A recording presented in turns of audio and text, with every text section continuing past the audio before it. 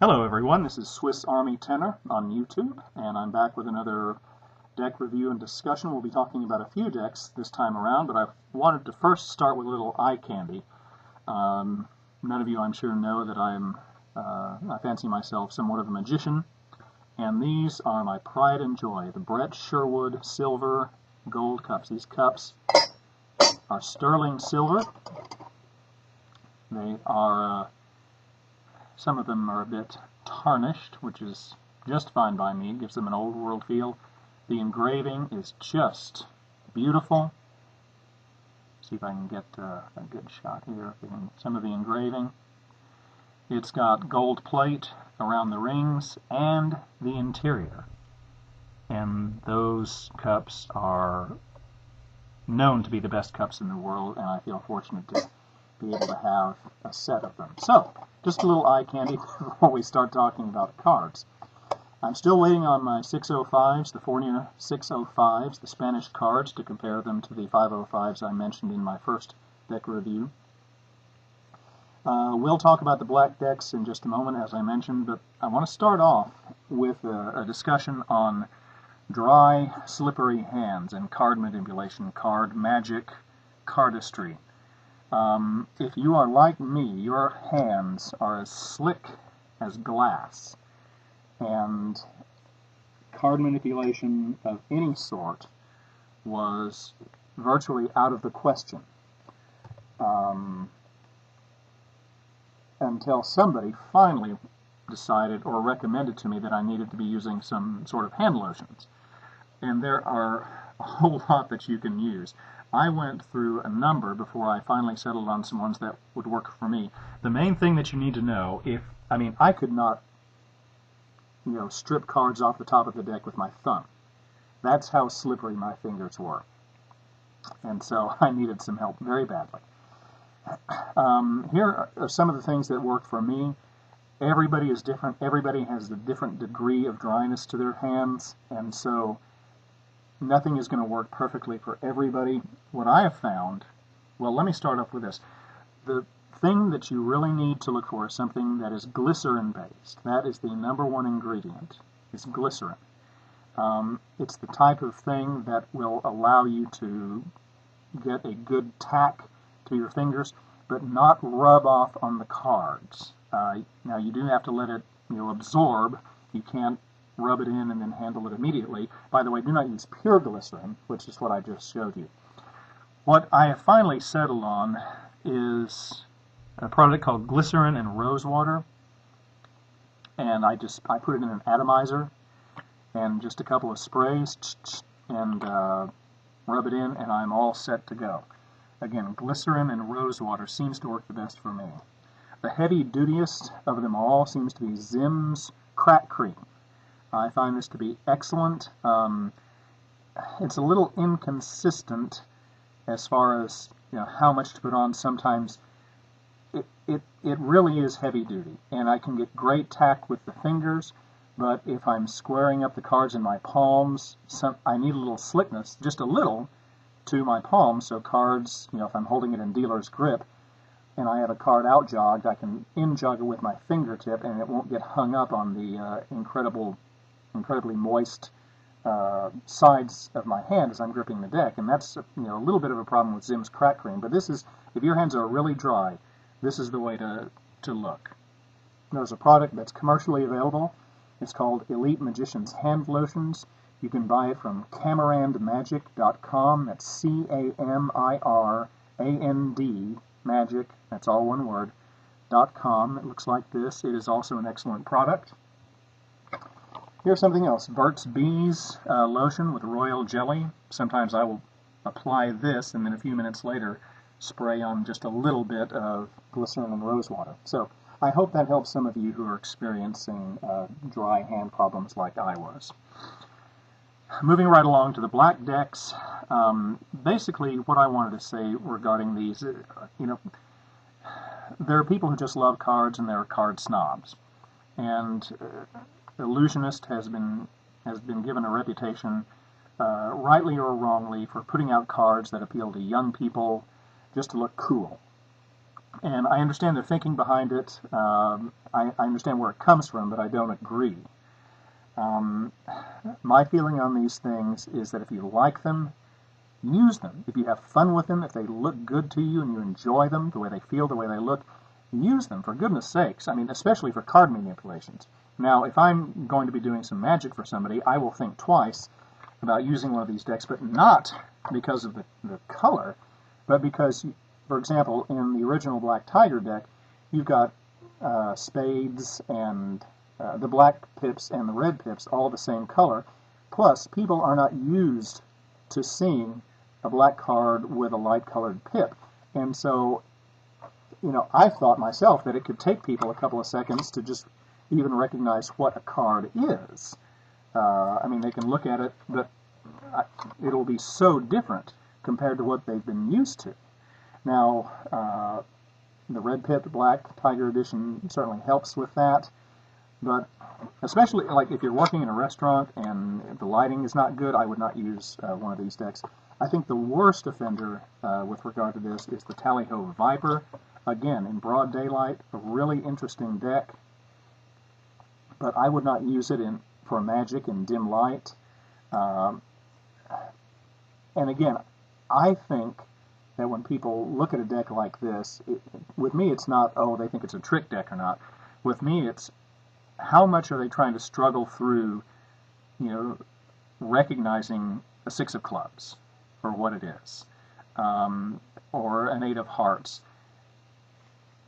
You know, at first I think, come on, it's a six of clubs, it's an eight of hearts. They recognize it, they see it, but when it's in different colors they're not used to, you know, I think they have to struggle, not struggle, but it takes them just a little bit longer for the card to actually register. And I don't think that's a good thing. I think we should keep it simple. But for manipulations, excellent, excellent, excellent. Something I also wanted to mention about the Masters editions, particularly the Shadow Masters, I didn't bring them out. I did remeasure the Cincinnati Shadow Master with the Shadow Masters made in Erlanger, Kentucky, and when you include the 4 extra cards, the 2 Jokers, the Advertising card, and the Illusionist card, the Cincinnati Shadow Masters, the ones made in Cincinnati, Ohio, are 3 full cards thicker than the Shadow Masters made in Erlanger. And I was very surprised. When you take away those 4 cards, it's 2 and a half cards thicker. Excuse me. And I was talking with Alicent about this, and he suspected. He asked me. He said, "Look at the cards. Look at the box, and see if the finish on the thinner deck says air cushion finish, and see if the thicker decks were made with a UV 500 airflow finish." Sure enough, that was the case. He suggests it's the difference in the finish. I have no reason to doubt that or disagree with that. I did check my original Masters that I bought these a few years ago. They are made with the UV 500 airflow finish, just like the old Shadow Masters that I got from Cincinnati. I did notice on the Illusionist webpage that the Shadow Masters and Masters editions that you buy now are air cushion finish. So, just FYI, information. Now, for a little fun, I ordered this deck, the Bicycle Red Dragon deck. Again, we just talked about playing cards and their colors, and here I go purchasing another interestingly colored deck. I decided I would go ahead and use my trusty Swiss Army knife to open this up here, so everyone could get a good idea of what my reaction will be to seeing these colors, because I know that they're not white faces. This is the color of the back design. I know that the colors of the faces are the same, and I'm just curious myself what my reaction is going to be. So let's take the veritable Swiss Army knife and cut into this. Perfect. All right, 1, 2, 3. Well,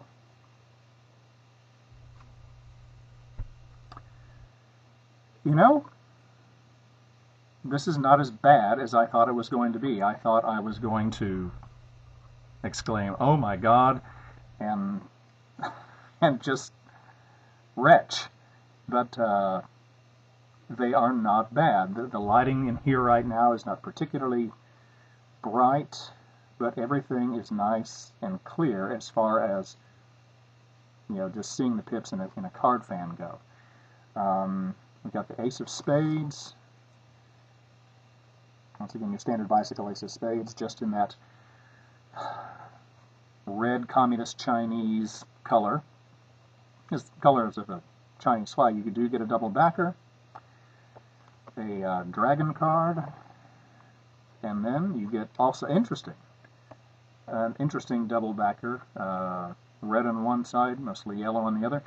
Here's something that I want to do in future reviews. When you've got a card like this, whether it's a double backer or you're taking a card, blank back. You're taking a card and putting it in upside down. If you're doing a magical effect like that, how easy is it for the spectator to see the edge? Here, it's okay. You can have a reversed card, and the spectators will not notice from the side. Something like this, which is red and yellow, could be a little more susceptible to being seen.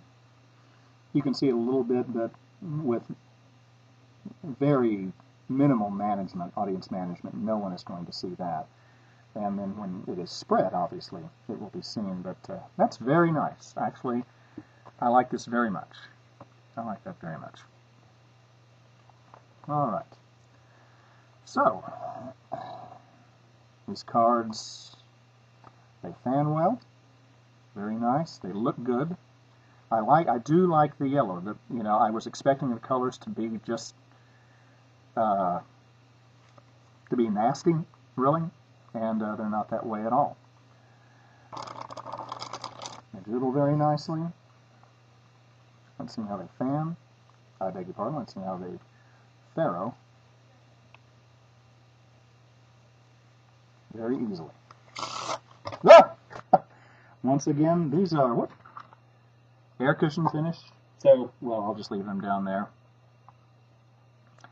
New decks. I'm used to working when I perform and work. Normally, I use decks that have been broken in a little bit, and they're not quite so slick.